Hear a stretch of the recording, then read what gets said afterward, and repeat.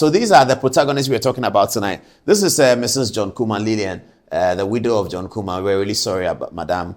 Please have our condolences, and we believe that all the constituents in Ejoso and Fumeso and Kwamo and Jache and Tikrum are all with you in this very difficult moment. Rest in peace, Honorable John Kumah. I can't believe that I'm standing here looking at John Kumah's photograph and saying rest in peace to him. I just can't believe it. This is God's brain Smart, who has been talking about allegations that Mr. Kumah had been deliberately poisoned, and that is what is happening. And Mr. Smart had even taken issue with the widow for saying that she was going to report him to the police for saying that. Nigel Gazy is also being called out by the widow as being someone who actually knows the couple very, very well, and being someone who was aware that Mr. Kumah was unwell and had prophesied with information that he was aware about. That's the allegation that Mrs. Kumah is sharing with us. But let's get on with the story and see where the rest occur.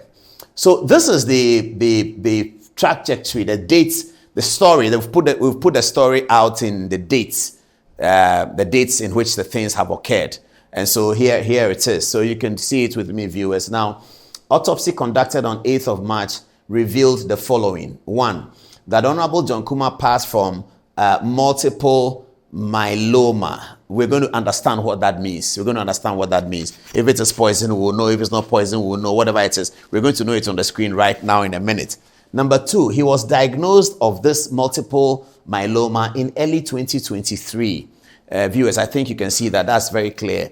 He was diagnosed in early 2023. So we should get on with all of these issues. He was undergoing treatment at the University Hospital of Erlangen in Germany. That's where he was undergoing treatment, having been diagnosed in early 2023.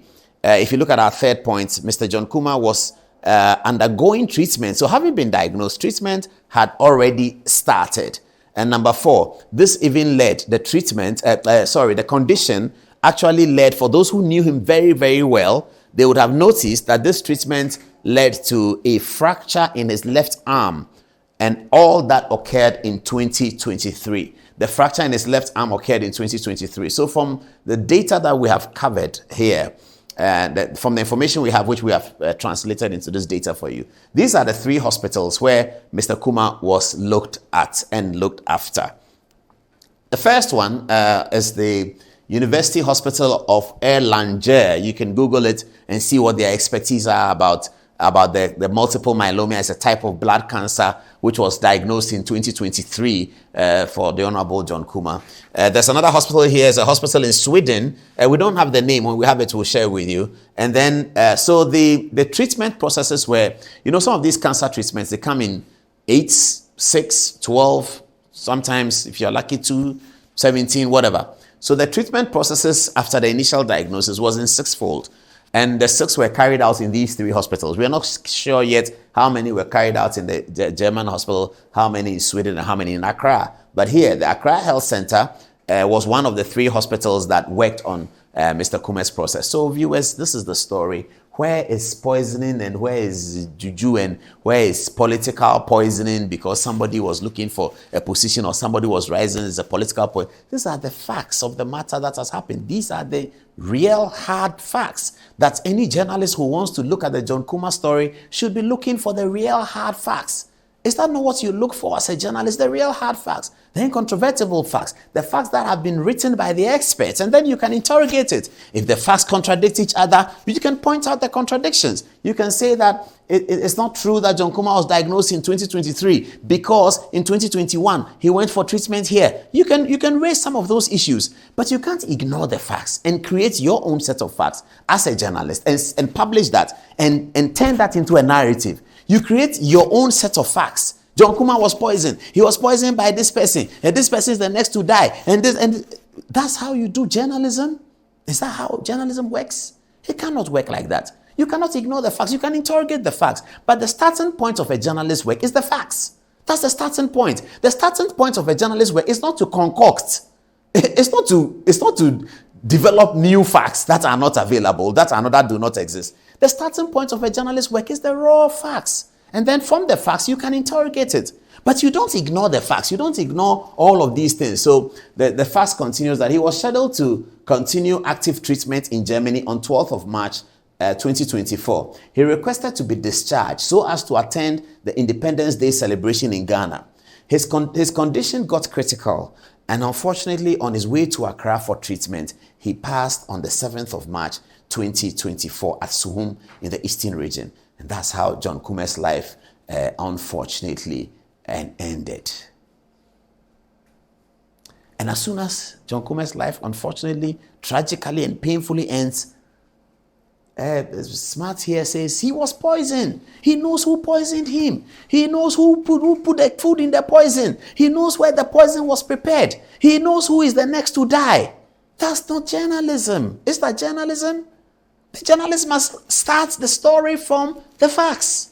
The facts arising out of the story is what you interrogate to make your conclusion. Now let's listen to what the lady said. Or first of all, let's see what the lady here. She was very perplexed by the conversation, very perplexed by the matter, felt that her husband's name was being dragged in the mud even though he's passed. And so she made an official report to the police about the fact that she's heard that somebody on radio says that she has the information. If we don't have the police one, do we have it? Let them tell you whether we have it or not. She made a quick report to the police. They'll put it up and then we can read a little bit of that. She made a report to the police. And then she granted an interview to Asase Radio and repeated the police action that she's taking to inform the police that Mr. Smart says that he has the information and therefore they should talk to him about it. Anyway, okay, it looks like they don't have it. They don't have it here. Do they have it? If they have it, they should put it on. Let me just read it very quickly. Okay, so that's John Kumah. Do you have the statement? I wanted to read it. Yeah, but that's a photograph of the statement. Okay, if they don't have that, Now, be in the name of journalism, cheap propaganda. Can some way speculate so our father. I don't know that's it. Maybe anyway, ye nipa. Ebia nenye mikunu yare ne kuno. But the also onima te krono. Momo manena. Omomo dia e manipa no. MP na Captain Smart Adom-Otchere me kameta na se. Pass otimi yi evidence ni yi nipa ni pie ma me ankameta na se. Eja me ni me kunu said the American na ati yare ba me na me ni na ko Germany. Ebra ye ko pray. Ye me nim doctor bi anka nkyere me da. Se poison ba akumpa ko me kunu mo jam. Ye me nim ni se yade ene ye diagnose ye. We around August. And I Adom-Otchere na yako. Inti Dr. Bia me day one I've been me a part of the medical team both Germany and this place. Obi no catch me da say poison. Me were medical reports I will have both from Germany and this country. In can poison yourself. Obi can food poison. Inti me wawa. Ye me die se na metia minim yade akumikunu enye poison me yesofo me ngina ha mpe cheap fe enfa njehwe nti ade nkumikunu me nkasa ekunu. So that's what the lady told Asase Radio. That's what she told Asase Radio. She gave the story as we've narrated. This is what happened. So she wants to know about poisoning. And then guess what? On radio, after she spoke on radio, she's being attacked. Why is she talking on radio? She should go and be a widow. And I don't even know what has become of Ghanaians. Where is all our empathy? Is gone because it's an election year. There's no empathy. Everybody's callous because it's an election year. You tell a widow that go away, stop talking.